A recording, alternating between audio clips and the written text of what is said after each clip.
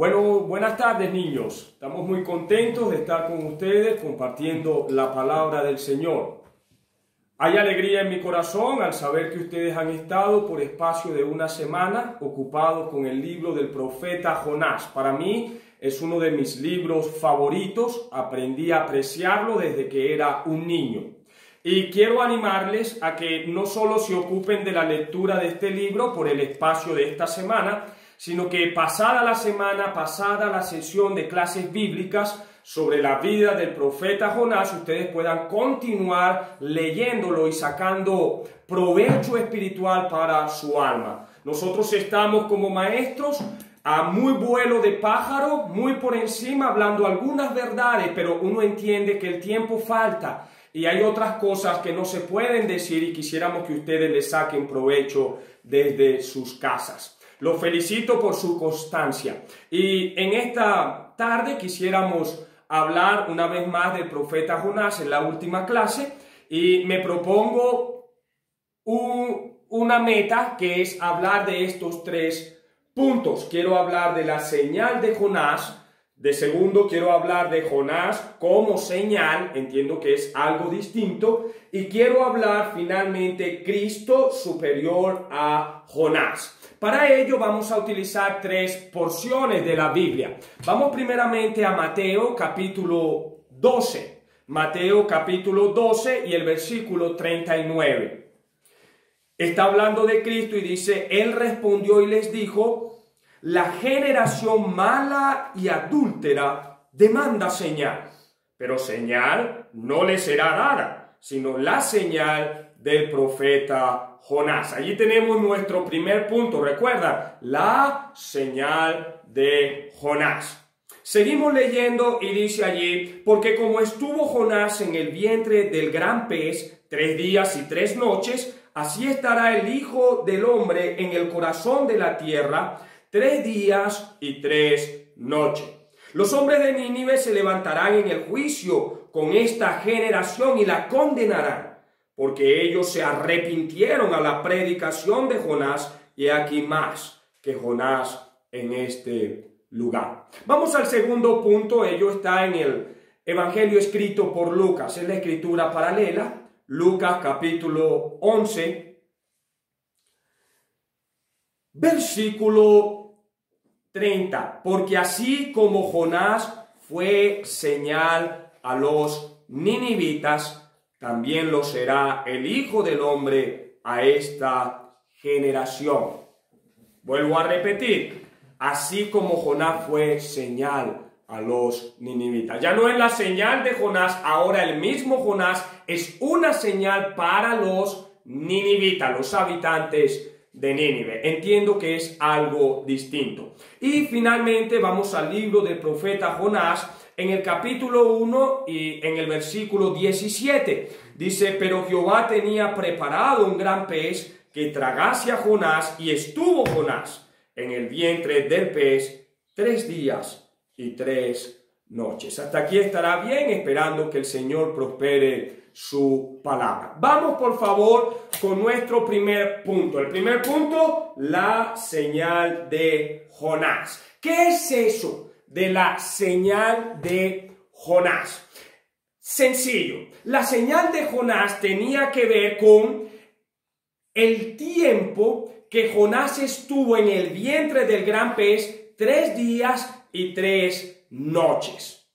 Y así como Jonás estuvo en el vientre del gran pez 3 días y 3 noches, de igual manera el Señor Jesucristo iba a estar en el corazón de la tierra, sepultado 3 días y 3 noches, y al tercer día Él se iba a levantar. Esa era la señal del profeta Jonás, y esa de igual manera iba a ser la señal que el Señor Jesucristo le iba a dar a aquella generación que le estaba pidiendo una señal. ¿Qué es una señal? Una señal es una información importante que se quiere transmitir, se quiere comunicar. Por ejemplo, cuando nos montamos en nuestros carros y vamos con la familia, uno al recorrer las calles, uno se va a encontrar con varias señales de tránsito. Y cada una de esas señales de tránsito tiene una información importante para todos los que van dentro del carro. Esa es la intención allí. Ese proceso, esa estadía de Jonás en el vientre del gran pez, 3 días y 3 noches, traía una información importantísima que los habitantes de Nínive asimilaron. Ellos comprendieron lo que significaba la señal de Jonás. Ellos captaron ese mensaje y ante ese mensaje ellos se arrepintieron. ¿Cuál era la señal de Jonás? ¿En qué consistía esa información? ¿Qué quería decir el hecho de que Jonás estuvo 3 días y 3 noches en el vientre del gran pez? Bueno, entiendo que quiso indicar que el Dios de Jonás estaba muy por encima de los dioses de Nínive. Entre los muchos dioses de Nínive había un dios que era el dios pez. Era Dagón. En la mitología griega es el mismo Tritón. Posiblemente habrán algunos niños familiarizados con este Tritón porque es el que aparece en las comiquitas de la Sirenita. Entonces, allí está el dios Dagón, el dios pez. ¿Y cuál era la señal? La señal era la siguiente: hay un Dios superior a Dagón, hay un Dios que es el Dios verdadero, hay un Dios que es el Dios vivo y está por encima del Dios pez en el cual estaban creyendo todos los habitantes de Nínive. Y si hay un Dios que está por encima del Dios pez, a este Dios hay que creerle, a este Dios hay que obedecerle y delante de este Dios hay que arrepentirse. Y eso fue exactamente lo que hizo todos los habitantes de Nínive. Ellos entendieron la señal de Jonás. Hay un Dios superior, hay un Dios que es vivo, hay un Dios que es único y por lo tanto todos los otros dioses son falsos. Es la verdad que dice la Biblia. La Biblia dice que hay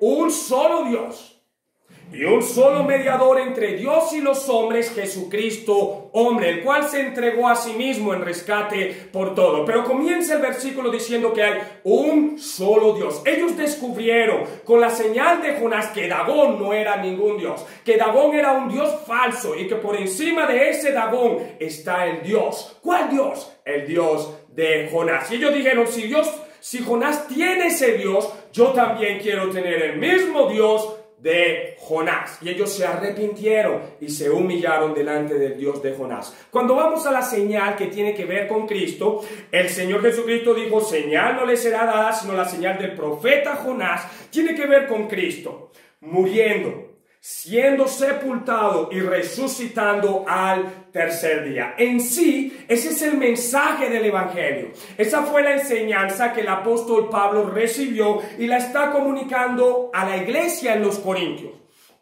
Él dice, porque yo recibí lo que asimismo os enseñé, que Cristo murió por nuestros pecados, conforme a las Escrituras, que fue sepultado y que resucitó al tercer día conforme a las Escrituras. Eso era lo que estaba plasmado en las Escrituras. Ese era el mensaje que debía ser proclamado en el mundo entero. ¿Cuál mensaje? El mensaje del Evangelio. ¿Qué contiene el mensaje del Evangelio? Que Cristo murió, que fue sepultado y que resucitó al tercer día conforme a las Escrituras. Ante ese mensaje, toda persona debería obedecer, debería reaccionar, debería hacer lo mismo que hicieron los habitantes de Nínive. Ellos se arrepintieron ante la señal de Jonás. Ustedes, niños, han escuchado de que Cristo murió, han escuchado de que Cristo fue sepultado y han escuchado que Cristo resucitó de entre los muertos. Y mi pregunta para ustedes es, ¿ya se arrepintieron?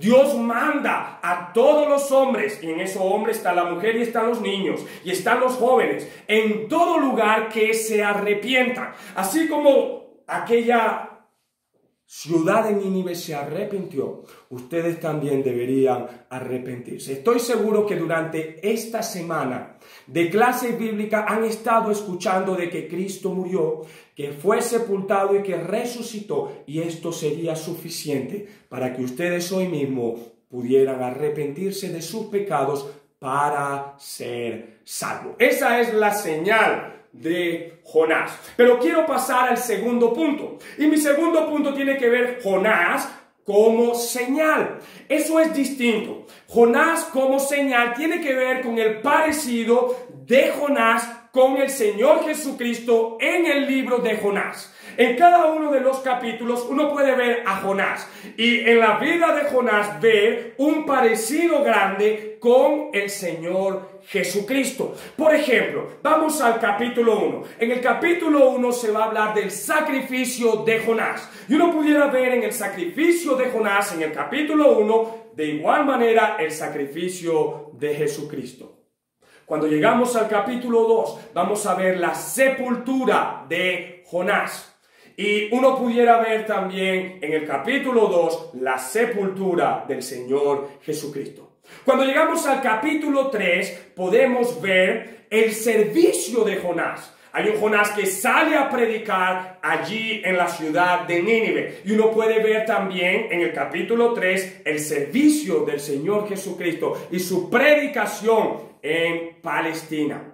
Pero finalmente llegamos al capítulo 4 y en el capítulo 4 vamos a ver la severidad de Jonás. Hay un Jonás que está enojado, muy bravo. Y uno pudiera ver también en el capítulo 4 a un Cristo y su severidad en algunas porciones de la Biblia. Entonces, esa es lo que vamos a llamar Jonás como una señal. Toda la vida de Jonás, descrita en el libro de Jonás, habla de la persona del Señor Jesucristo. Y eso es Jonás como señal. Ya no la señal de Jonás, ahora él mismo como una señal. Vamos a esa porción. Quiero mostrarle esto. Aquí está Jonás, en el capítulo 1. ¿Qué pasó en el capítulo 1? Las aguas se fueron embraveciendo, aumentando la tempestad más y más. El Dios de los cielos estaba enfurecido. Y toda la gente, la tripulación en la cual se encontraba Jonás, que iba rumbo a Tarsis, se encontraban a punto de morir.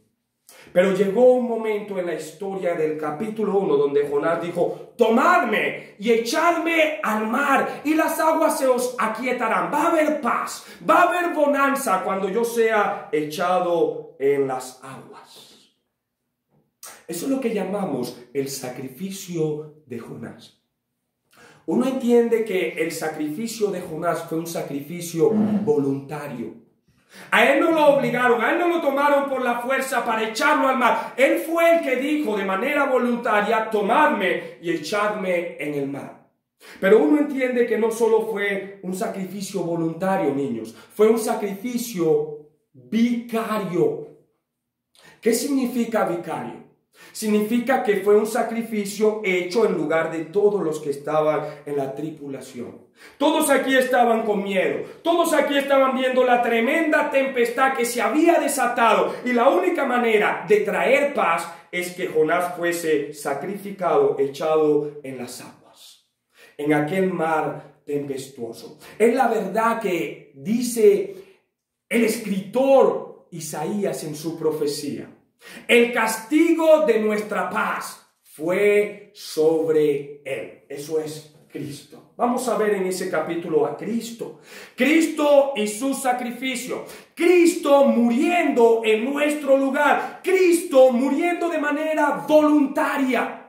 Y Cristo muriendo de manera vicaria. Él dijo: nadie me quita la vida, yo de mí mismo la pongo. Y tengo poder para ponerla, y tengo poder para volverla a tomar. Era un sacrificio hecho en la cruz de manera voluntaria. Nadie lo obligó. Él quiso hacerlo por amor a ti, niño, y por amor a mí. Pero fue vicario, porque fue en lugar de nosotros. Tú, niño, y yo merecíamos morir en la cruz a causa de nuestros pecados, pero Él decidió recibir el castigo que ahora a nosotros nos puede traer paz, paz con Dios. Eso es lo que llamamos que su sacrificio fue voluntario y su sacrificio fue también vicario. Pero algo más, el sacrificio de Cristo en la cruz fue un sacrificio violento. Mire, todo su cuerpo era manadero de sangre.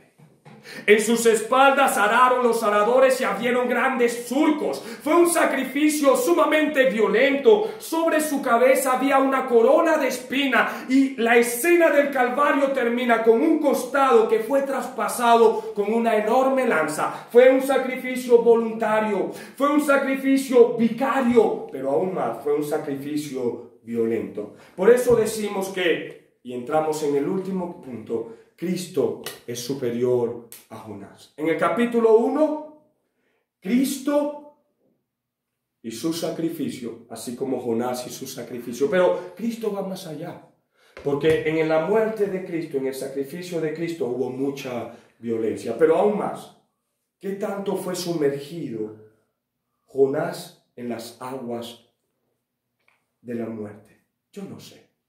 Yo no sé hasta dónde descendió Jonás cuando entró en aquellas aguas, en aquella tremenda tempestad. No sé hasta dónde descendió antes de que el pez lo tragara. Pero hablando de Cristo, Cristo, cuando murió en la cruz, dice la Biblia que descendió a las partes más bajas de la tierra. La superioridad de Cristo en su sacrificio. He aquí más que Jonás en este lugar. Su sacrificio es superior al sacrificio de Jonás en el capítulo 1. Pero vamos al capítulo 2. En el capítulo 2 vamos a encontrar la sepultura de Jonás. Quiero destacar una expresión que la voy a tomar prestada del caso de Génesis capítulo 22. En Génesis capítulo 22 está Abraham e Isaac llevándolos sobre el altar. Cuando llegamos al Nuevo Testamento se dice que en sentido figurado Isaac murió y resucitó. En realidad no murió, en realidad no fue resucitado, pero se asume como que si hubiese muerto y hubiese resucitado. Eso exactamente pasa con la vida de Jonás. Jonás en el capítulo 1 es como que si hubiese muerto. Para todos los tripulantes de la embarcación, Jonás murió. Aunque en realidad no murió. Pero cuando llegamos al capítulo 2, entonces ya no es el sacrificio de Jonás, ahora es la sepultura de Jonás. ¿Cómo comienza el capítulo 2? Diciendo, entonces oró Jonás a Jehová, su Dios, desde el vientre del pez. ¿Dónde está Jonás? En el vientre del pez, en el capítulo 2. Pero fíjese el detalle en el versículo 6. Allí él dice, mas tú sacaste mi vida del vientre del pez. No, dice, de la sepultura, oh Jehová, Dios mío. Él allí se sentía como sepultado. Estaba en el vientre del gran pez, pero en sentido simulado, él estaba en el mismo sepulcro. Es como que si hubiese muerto. Y en el capítulo 2, él sale. El pez vomita y él sale del gran pez. ¿Qué podemos decir de Cristo? Cristo murió y manos piadosas lo bajaron de la cruz y le colocaron sobre el sepulcro. Y aquellos hombres romanos hicieron rodar una gran piedra, pero al tercer día un ángel del cielo vino y removió la piedra. Aquellas mujeres decían, ¿quién nos removerá la piedra? Ellas tenían preocupación, era una gran piedra. Y ellas decían, queremos encontrarnos con él, pero hay una gran piedra. Resulta que un ángel descendió, rodó la piedra y se sentó y les dio un anuncio. ¿Por qué buscáis entre los muertos al que vive? No está aquí, ha resucitado. Entonces aquí está Cristo y su resurrección de entre los muertos. Se levantó con gran poder y gloria y vive en el poder de una vida indestructible. El Cristo que predicamos es un Cristo que está vivo. ¿Y en qué sentido Cristo es más que Jonás aquí? Fíjense que Cristo dejó evidencias de su resurrección, lo cual no hizo Jonás. Jonás, en la historia de Jonás, en el capítulo 2, la boca del gran pez no quedó abierta para dar evidencia hasta el día de hoy de que Jonás había salido de allí, como que si hubiese salido del sepulcro. Pero en cuanto a Cristo, la tumba quedó vacía. La piedra fue rodada, no para que Él saliera, sino para que pudieran entrar y ver que el sepulcro estaba vacío. Eran las evidencias de que Cristo es más que Jonás. ¿Qué dejó? Dejó el sudario. Dejó los lienzos, colocados uno en un lugar, otro en el lugar, bien enrollado, bien puesto, evidencias de su resurrección. Y dejó a un ángel sentado en la piedra, en la roca que fue removida. Y esta piedra sirvió como una especie de tribuna para predicar la resurrección de Cristo. Sin duda, Cristo es más que Jonás en su sepultura en el capítulo 2. Pero tenemos a Jonás en el capítulo 3 y allí está su servicio. ¿Qué servicio tan especial? El servicio de Jonás. Jonás comenzó a predicar: dentro de 40 días Nínive será destruida. Y ante aquella predicación todos se arrepintieron, desde el rey hasta el más pequeño se arrepintieron. Por eso aquí está Jonás. Le está hablando a Nínive y aquí está la multitud. Ellos están conmovidos, reconociendo sus pecados. Pero Cristo también predicó. Cristo comenzó en el Evangelio de Marco a predicar el Evangelio. Y Él dijo: arrepentíos y creed en el Evangelio. Y muchas multitudes creyeron en Cristo. Unos dijeron: ya veis que no conseguís nada. El mundo entero, planeta Tierra, se va tras Él. Aquí nada más creyó los habitantes de Nínive. Pero cuando Cristo predicó y creyó, el mundo entero se iba atrás de Él. Eso pasó. La barrera de una ciudad.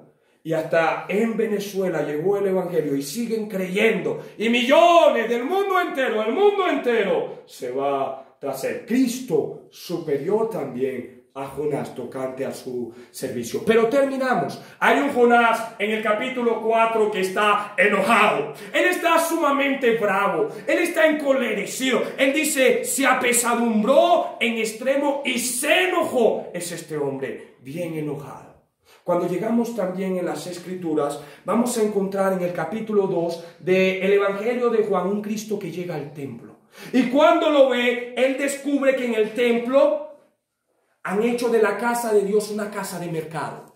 Después, al final de su ministerio, él ve, cuando llega al templo, que han hecho de la casa de Dios cueva de ladrones. Ha aumentado el mal. ¿Y qué hizo él? Volcó las mesas. Aquí están patas arriba. Sacó a los bueyes, sacó las ovejas y a los pájaros, a los palominos le dijo: quitad esto de aquí. Y volcó también el dinero con unas cuerditas. En allí la gente recordó el celo de la casa de Dios, a él lo consume. Vieron su enojo. Cuando uno llega al último libro de la Biblia, el libro de Apocalipsis, en el capítulo 5 uno ve el cordero inmolado, pero en el capítulo 6 uno ve la ira del cordero. Y es así, niño. El que no quiere refugiarse en el cordero sacrificado, inmolado del capítulo 5, tendrá que ver entonces la ira del cordero. Niño, te estamos hablando a ti. Si tú no quieres al Cristo que murió por ti para arrepentirte de tu pecado y recibirlo en el corazón, tendrás que ver al Cristo y la ira del Cristo, la ira del Cordero. Él va a ser un día entonces tu juez. Y no es lo que queremos. Queremos que tú, al escuchar este mensaje, te arrepientas de tus pecados, creas en Cristo para que seas salvo. Que el Señor te ayude, que Él bendiga su palabra.